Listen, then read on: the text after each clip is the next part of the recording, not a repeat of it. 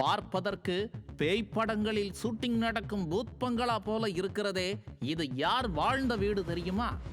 இந்த வீடுதான் இந்தியாவில் பெண் கல்வியின் அடித்தளம் என்பது உங்களில் எத்தனை பேருக்கு தெரியும்? இந்தியாவிற்கே, குறிப்பாக தமிழகத்திற்கே இன்னும் குறிப்பிட்டு சொல்ல வேண்டுமானால் தமிழக பெண்களுக்கு இது மிக மிக முக்கியமான கட்டிடம்.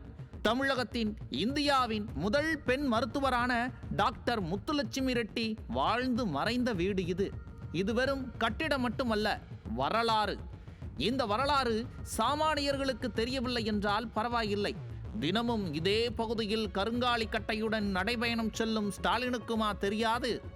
தமிழகத்தில் எங்கெல்லாம் முச்சந்தி இருக்கிறது, எங்கெல்லாம் கருணாநிதிக்கு சிலை வைக்கலாம், தம்பி உதயநிதியின் திரைப்படம் எப்படி இருக்கிறது என பெரிய பெரிய கவலையுடன் நடைபயணம் செல்லும் ஸ்டாலின் இதை கவனித்திருக்க வாய்ப்பில்லை. ஸ்டாலின் அவர்களே, இன்றளவும் அவர் பெயரில் பல்வேறு மகளிர் நலத்திட்டங்களை நாம் கொடுத்து கொண்டிருக்கின்றோம். ஆனால் அவர் வாழ்ந்த வீடு எப்படி பாழடைந்து கிடக்கின்றது பாருங்கள். சேலத்திற்கு சென்ற ஸ்டாலின் அங்கு கருணாநிதி சம்பளத்திற்கு வேலை பார்த்த மாடர்ன் தியேட்டர்ஸ் முன் புகைப்படம் எடுத்துக்கொண்டார். அங்கு கருணாநிதிக்கு சிலை வைக்க ஆசைப்பட்டார் என தகவல் வந்தது. உரிமையாளரை மிரட்டும் விதமாக அரசே அவ்விடத்தை ஆக்கிரமிக்க முயற்சிப்பதாகவும் சர்ச்சைகளும் எழுந்தன.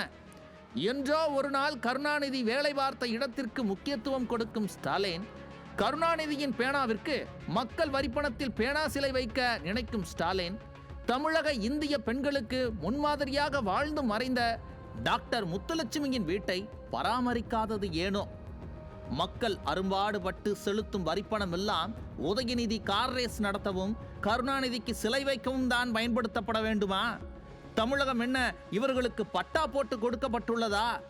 தமிழின துரோகியாக பார்க்கப்படும் ஒருவருக்கு சிலைகள் வைக்க துடிக்கும் ஸ்டாலின் ஏன் முன்மாதிரியாக வாழ்ந்து மறைந்த தலைவர்களை மறைக்க வேண்டும்?